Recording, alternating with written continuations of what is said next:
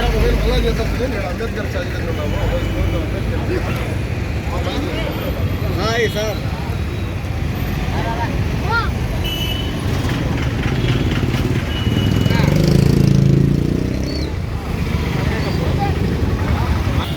Doctor BR Ambedkar గారి జయంతికి విచ్చేసినటువంటి ప్రతి ఒక్కరికి పేరు పేరున నా ఉద్యోగ నమస్కారాలు తెలియజేస్తున్నాను.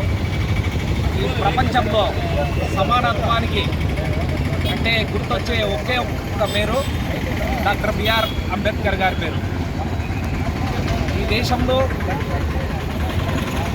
రాజ్యాంగం ముందు రాజ్యాంగం తర్వాత చూసుకుంటే ఎస్సీ ఎస్టీ బీసీల మైనార్టీల యొక్క స్థితిగతులను పరుచుకుంటే వారి మెరుగుకు మూల కారణం ఎవరంటే డాక్టర్ బిఆర్ అంబేద్కర్ గారు రచించినటువంటి రాజ్యాంగమే అని నేను ఘంటాపదంగా చెప్పగలను.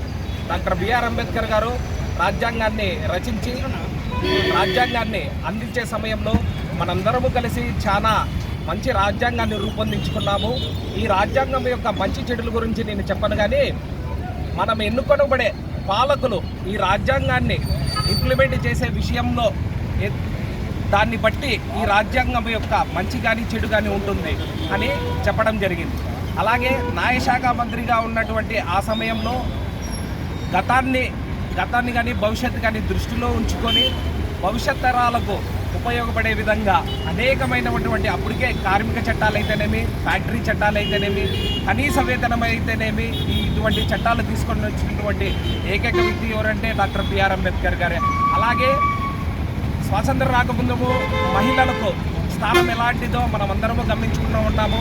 అలాంటి మహిళల కోసము న్యాయశాఖ మంత్రిగా ఉండి మహిళా బిల్లును పెట్టి మహిళా బిల్లును ఆనాడు తిరస్కరిస్తే తన కేంద్ర మంత్రి పదవి కూడా రాజీనామా ఇచ్చి బయటకు వచ్చినటువంటి వ్యక్తి ఎవరంటే డాక్టర్ బిఆర్ అంబేద్కర్ గారే అని చెప్పగలము.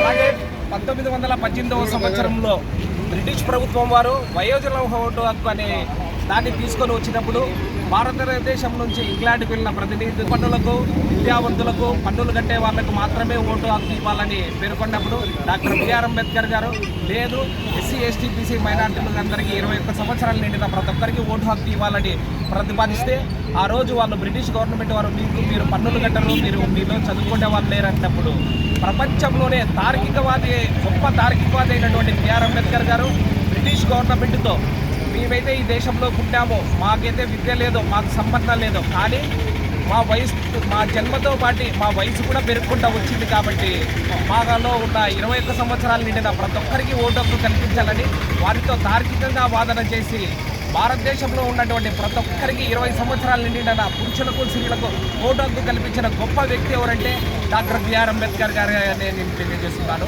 ఆ ఓటు హక్కుని మనము సక్రమైన మార్గంలో వినియోగించుకొని మన ఎస్సీ ఎస్టీ బీసీ పిల్లలు చాలామంది పాఠశాల విద్యలోనే ఆర్థిక సహాయం లేక వెనుకబడిపోయి తన చదువులు కూడా మానేస్తున్నారని, వారి ఆర్థిక సహాయానికి మనం అందరము కృషి చేయాలని, అలాగే మంచి బాధ్యతాయుత పౌరులుగాను ఆదర్శవంతులుగాను డాక్టర్ బిఆర్ అంబేద్కర్ ఆశయాలను మనం ముందుకు తీసుకోవాలని ఈ విధంగా నేను తెలియజేస్తూ నాకు ఈ అవకాశం ఇచ్చిన ప్రతి ఒక్కరికి పేరు పేరున ధన్యవాదాలు తెలియజేస్తున్నాను. జై భీమ్, జై మాదిగా, జై మదకృష్ణ మాదిగా. డాక్టర్ బిఆర్ అంబేద్కర్ గారి 133వ జయంతి ఉత్సవాలు ఘనంగా జరుపుకుంటున్నారు. అందులో భాగంగానే కదిరిలో ఎస్సీ ఎస్టీ ఉద్యోగులు మరియు ఎంఆర్పిఎస్ అనుబంధ సంఘాలు అన్నీ కూడా ఈ రోజున భారీ ఎత్తున ఆయనకు నివాళులు అర్పిస్తున్నారు. మనము ప్రతి ఏటా అంబేద్కర్ గారి జయంతి రోజున కానీ వర్ధంతి రోజున కానీ ఆయనకు పూలమాలలు వేసేసి ఏదో తీసుకొని వెళ్ళిపోతున్నాము. కానీ ఆయన ఎప్పుడు కానీ నాకు సత్కారాలు కానీ సన్మానాలు కానీ ఇటువంటివి ఎప్పుడు కోరుకోలేదు. ఎప్పుడైతే తను అనుకున్నటువంటి ఈ అట్టడుగు ఉన్నటువంటి వర్గాలు ఎప్పుడైతే విద్యలోనూ ఆర్థికంగానూ సమానత్వాన్ని పొందుతున్నారో దానికి ఎవరైతే పాటుపడతారో, నా యొక్క ఆశయాలను ఎవరు ముందుకు తీసుకుపోతారో వాళ్ళే నాకు నిజమైనటువంటి అంబేద్కర్ వారసులుగా ఆయన చనిపోయి ఆఖరి రోజులో కూడా ఆయన ఇదే మాట చెప్పాడు. మరి ఈ రోజున అంబేద్కర్ ఒక్కడివాడు కాదు, అందరివాడు అనేది ప్రతి ఒక్క భారతీయ పౌరుడు గుర్తించుకోవాలి. ఎందుకంటే ఆయన ప్రపంచంలోనే అత్యున్నతమైనటువంటి రాజ్యాంగాన్ని కల్పన చేసినటువంటి గొప్ప మార్గదర్శకుడు, మహనీయుడు. ఎందుకంటే ప్రపంచ దేశాల్లో ఉన్నటువంటి రాజ్యాంగము కొన్ని లోటుపాట్లు ఉన్నాయి.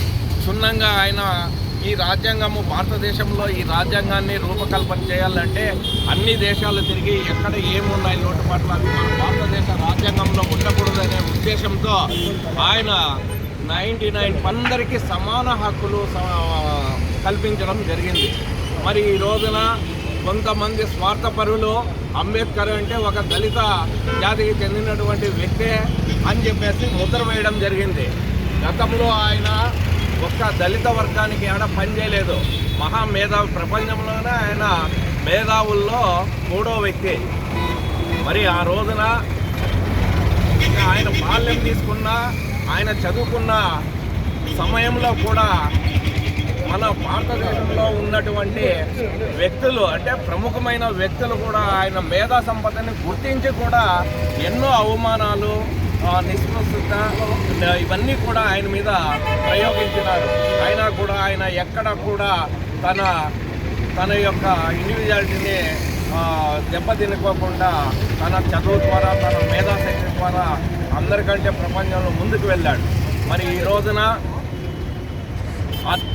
అత్యుత్తమైనటువంటి ఆ రాజ్యాంగాన్ని కొంతమంది వ్యక్తులు దాన్ని మారుస్తాము, సవరణలు చేస్తాము అని చెప్పేసి చెప్తున్నారు. అంత అవసరం లేదు. ఇది కొన్ని వందల సంవత్సరాల పైన ఈ రాజ్యాంగము ఆయన ముందు చూపుతోనే